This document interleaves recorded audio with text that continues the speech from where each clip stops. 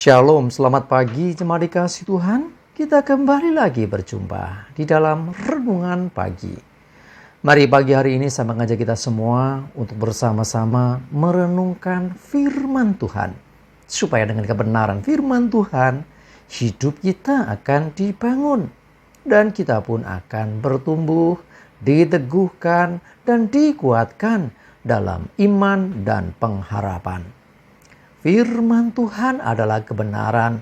Firman Tuhan sumber kekuatan kita. Firman Tuhan pedoman dan penolong bagi hidup kita. Dan bahkan firman Tuhan jugalah yang akan senantiasa menuntun kita dan menerangi setiap langkah hidup kita. Mari jemaat dikasih Tuhan, sebelum kita merenungkan firman Tuhan pagi hari ini, kita akan berdoa terlebih dahulu. Bapa di surga, kami datang ke hadirat-Mu menaikkan segala puji syukur atas segala kebaikan-Mu di dalam hidup kami. Dan kami sungguh-sungguh mengucap syukur atas begitu besar kasih setia-Mu ya Tuhan. Begitu besar rahmat dan anugerah-Mu. Segala berkat dan kemurahan-Mu, perlindungan-Mu, penyertaan-Mu, pertolongan-Mu, dan juga pemeliharaan-Mu atas seluruh hidup kami. Terima kasih ya Tuhan. Pagi hari ini kami mau merenungkan firman-Mu. Mari Tuhan, singkapkan dan nyatakan kebenaran firman-Mu atas kami. Sehingga kami bisa menangkap apa yang menjadi pesan Tuhan. Dan kami mengerti akan kehendak-Mu. Serta melakukan kebenaran firman-Mu di dalam hidup kami. Terima kasih ya Tuhan. Di dalam nama Tuhan Yesus, kami bersyukur dan berdoa. Amin. Mari jemaat dikasih Tuhan, sama-sama kita akan buka Alkitab kita. Dan renungan pagi hari ini sampaikan dari Matius 6 ayat 20 dan 21. Saya akan bacakan. Tetapi kumpulkanlah bagimu harta di surga. Di surga gengat dan kara tidak merusakkannya. Dan pencuri tidak membongkar serta mencurinya. Karena di mana hartamu berada, di situ juga hatimu berada. Natal baru saja kita lewati dan mungkin masih banyak juga jadwal Natal atau undangan Natal yang masih akan kita ikuti di hari ke depan. Tetapi ada satu pelajaran berharga. Ya, biasanya kita bicara tentang ada gembala-gembala di padang, dan juga yang tidak kalah penting adalah orang-orang Majus. Ya, siapa mereka? Ya, diperkirakan mereka orang-orang dari daerah timur, daerah Persia. Dan mereka melakukan perjalanan yang tidak mudah, yang panjang, yang sulit, berbahaya bahkan. Ya, dan mereka tujuannya apa? Ingin menyembah Yesus dan memberikan persembahan, yaitu emas, kemenyan, dan mur. Jemaat dikasih Tuhan, perhatikan apa yang mereka bawa. Kenapa mereka sampai seperti itu?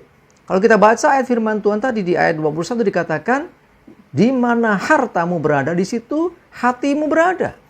Jadi orang-orang Majus ini memiliki satu kerinduan untuk memberikan persembahan yang terbaik bagi Tuhan. Walaupun berisiko, walaupun harus bayar harga. Selain harta benda, juga keamanan keselamatan mereka, juga tenaga mereka, juga waktu mereka. Ya, dan banyak hal yang ternyata bukan hanya sekedar persembahan yang diberikan, tetapi banyak hal yang menyertai, yang tidak mudah untuk dilakukan. Tetapi karena hatinya mengasihi akan Raja yang baru lahir itu, yaitu Yesus Kristus, sehingga dia korbankan semua itu.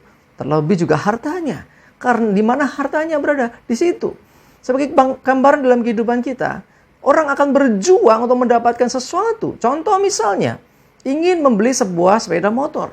Kita punya uang, berapa tabungan? Kita akan berusaha bagaimana caranya supaya motor itu terbeli. Karena apa? Hatinya mencintai itu, menginginkan itu. Sehingga apa? Harta dikorbankan untuk bisa mendapatkan motor. Demikian juga ingin punya HP katakanlah, atau punya rumah misalnya. Gajinya, pokok nanti supaya bisa tercukupi, semuanya dikumpulkan. Nah, jadi untuk mendapatkan sesuatu. Ya, sesuatu yang ingin didapatkan itu sesuatu yang berharga tentunya. Entah itu bicara tentang rumah, kendaraan, HP, atau yang lainnya. Untuk mendapatkan itu butuh pengorbanan. Ya, biaya yang banyak, uang yang cukup banyak dikorbankan untuk itu. Nah, karena hatinya ada di sana, karena dia mencintai barang itu, karena mengingini barang itu sehingga berkorban. Nah, tetapi kalau kita baca ayat ini, kita mendapati di mana hartamu berada, di situ juga hatimu.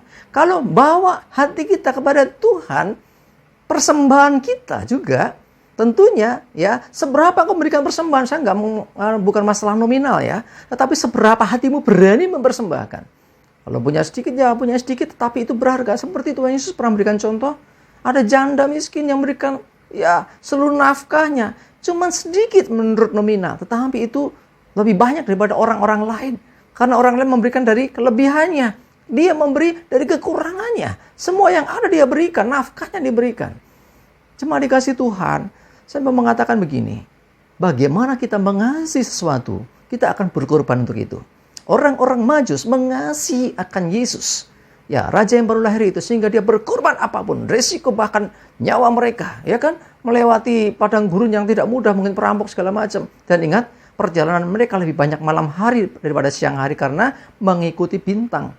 Dan itu risikonya sangat besar. Ya, karena hatinya di sana. Maka dia persembahkan itu. Persembahan yang diberikan itu nggak main-main. Itu mahal sekali.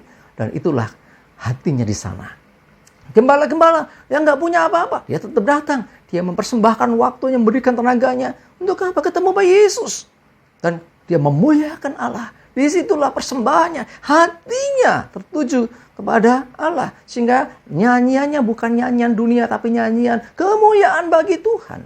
Cuma dikasih Tuhan. Intinya saya mau katakan, di mana di mana hartamu, di situ hatimu. Nah, di mana kau menaruh hartamu itu? Harta yang terberharga dalam hidupmu. Bukan hanya masalah uang. Bukan masalah harta dalam pengertian harafiah. Termasuk hidup kita. Maukah kita menaruh di hadapan Tuhan? Sebagai wujud bahwa kita mengasihi Tuhan. Cuma dikasih Tuhan, kita belajar sesuatu.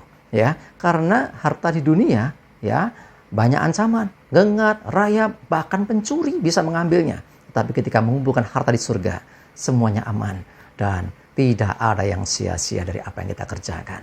Mari jemaat dikasih Tuhan, miliki hati yang mengasihi Tuhan dan persembahkan hatimu kepada Tuhan. Dan di mana hartamu, apa yang paling berharga itu, ya, persembahkan bagi Tuhan, maka sesungguhnya mewujud nyatakan kasihmu kepada Tuhan. Di mana hartamu berada, di situ juga hatimu. Mari jemaat dikasih Tuhan, masih ada momentum Natal, berikan hatimu untuk Tuhan. Amin. Kita berdoa. Tuhan, terima kasih kami diingatkan betapa pentingnya mengasihi Tuhan.